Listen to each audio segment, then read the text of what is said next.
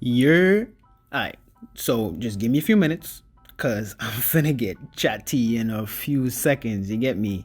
I'm showing you how I draw black hair on the right as I get into the motivations behind why I do what I do with black hair. So I draw a lot of black people, right? It's kind of my thing. So obviously I draw a lot of black hair and different hairstyles. And people always or usually ask, I love the little tiny hearts you do, but why do you draw them? Like, what does that mean?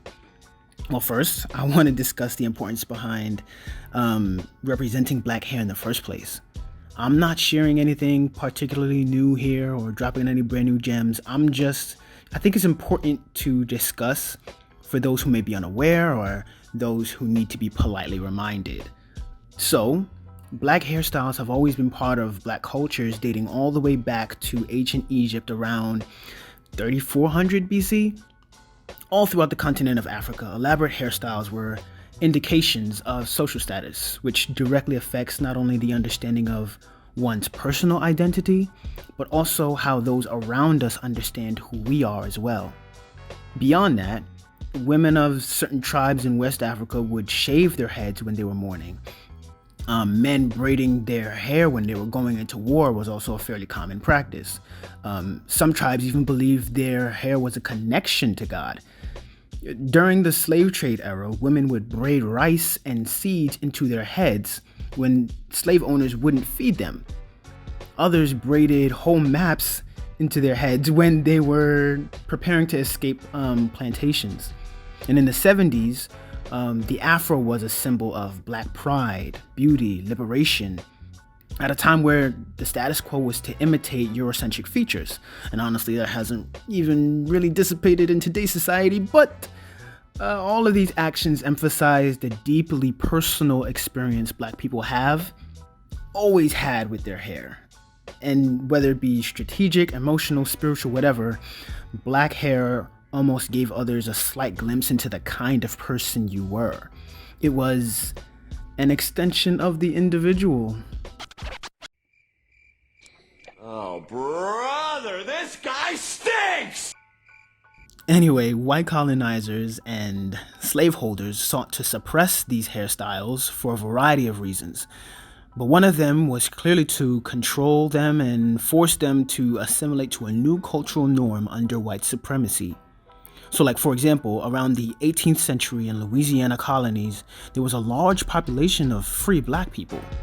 And that's a whole thing in itself. I'm not gonna get into that right now, but there were some free black folks. And in typical fashion, black folks were showing out with their style yet again. However, this was garnering too much attention for the white folks in power because the black woman looked not only beautiful, but also regal, wealthy. Look at the context. If whiteness is the supposed epitome of beauty, yet black women are being praised for their looks, that's threatening. If whiteness is always viewed in the seat of wealth, but then the image of black women is now being recognized as regal, that's threatening.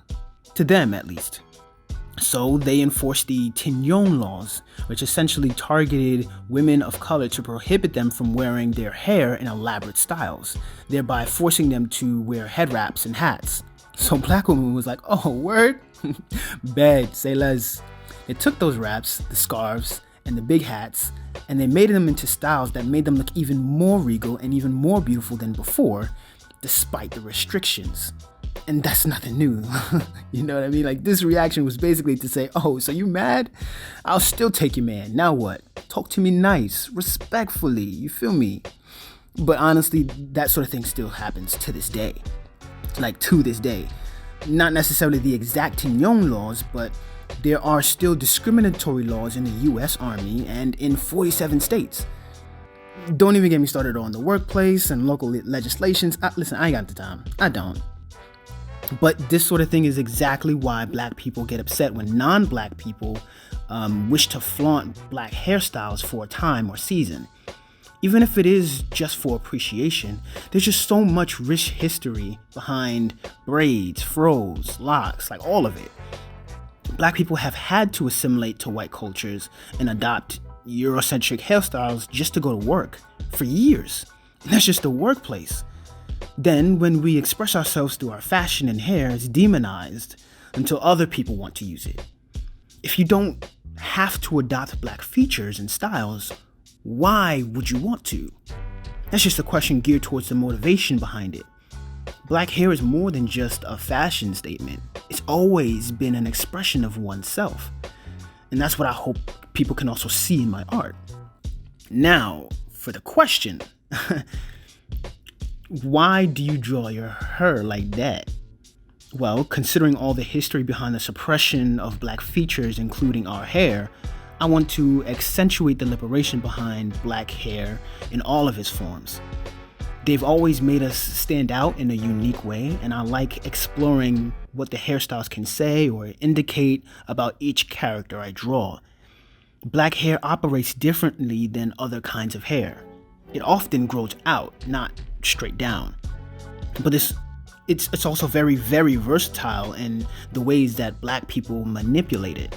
If you know about character design, you know about that theory about rounder shapes being less threatening, friendly, bouncy, agreeable. So I applied that concept to the hair, often giving it a cloud-like essence to it, so that the characters are in direct contrast with how the news and media have historically and often depicted us. Far too often we are represented as sassy or rough or bullheaded, and though those things do depict some people, it's really a select few. There is so much range, like we have so much range. The question is, how am I choosing to depict that through the character I want to create who also happens to be black? How is their hair a small expression of who they are? That is my attempt every single time.